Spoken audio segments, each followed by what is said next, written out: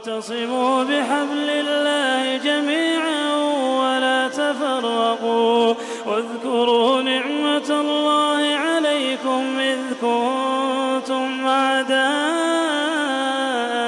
فألف بين قلوبكم. Alhamdulillah, salatu wassalamu ala rasulillah. Assalamu alaikum wa rahmatullahi wa barakatuh. This is Imam Zia speaking to you from the Islamic Center of Irving.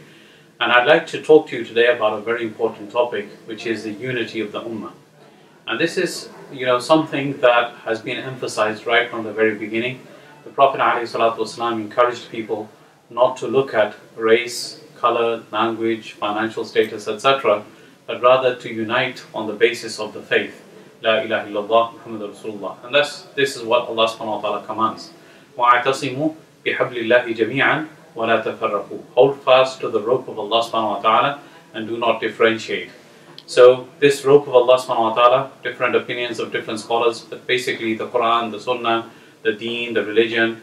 So holding fast to it means that you unite under the one banner of Islam, La ilaha illallah. We see from the actions of the Prophet ﷺ that how he dealt with people from different nationalities, for example. He dealt with Bilal radiallahu ta'ala in such a way that he was regarded amongst the community at the time as the lowest of the low. A slave, and from Abyssinia, dark of skin, and a person who is in the status of slavery. This was the lowest status that a person could have.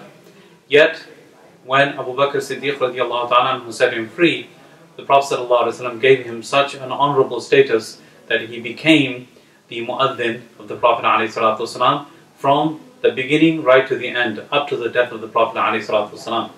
And he left Medina because he could not bear to look at the same places that he used to see the Prophet ﷺ, and he moved to Damascus because of that. There's a long story, but ultimately he had a dream of the Prophet ﷺ and he came back to Medina to visit. But the point of this talk is to emphasize how the Prophet ﷺ took the status of Bilal radiallahu ta'ala and put him to such a high status that he became known amongst the people as Sayyiduna Bilal, meaning our master Bilal. So Islam teaches this. He did the same thing with Suhaib al-Rumi, the Roman or Greek Sahabi who was white-skinned and had blue eyes. And he did the same thing with Salman al-Farsi, the Persian-speaking Sahabi who came all the way from Persia, from modern day what we call Iran. So again and again we see this. So much so that the people around the Prophet ﷺ, they were arrogant because of the fact that they were Arabs, and they said that if these lowly people who speak different languages, they don't sit with you, then we would be interested in learning about Islam.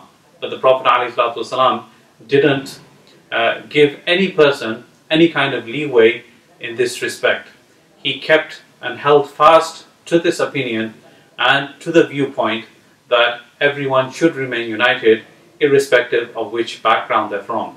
And this is what we need to put into our lives also. If there was any superiority that anyone could have had because of a language that a person speaks, it would have been the Arabs over the non-Arabs. Why? Because they speak the language of the Quran. They speak the language of the Prophet ﷺ. They speak the language of Jannah. But even the Prophet ﷺ closed the door on this possibility by saying in the last khutbah, لا فضل لعربي فوق أعجمي إلا بالتقوى. There is no status for an Arab over a non-Arab except through taqwa. And he said the same thing opposite.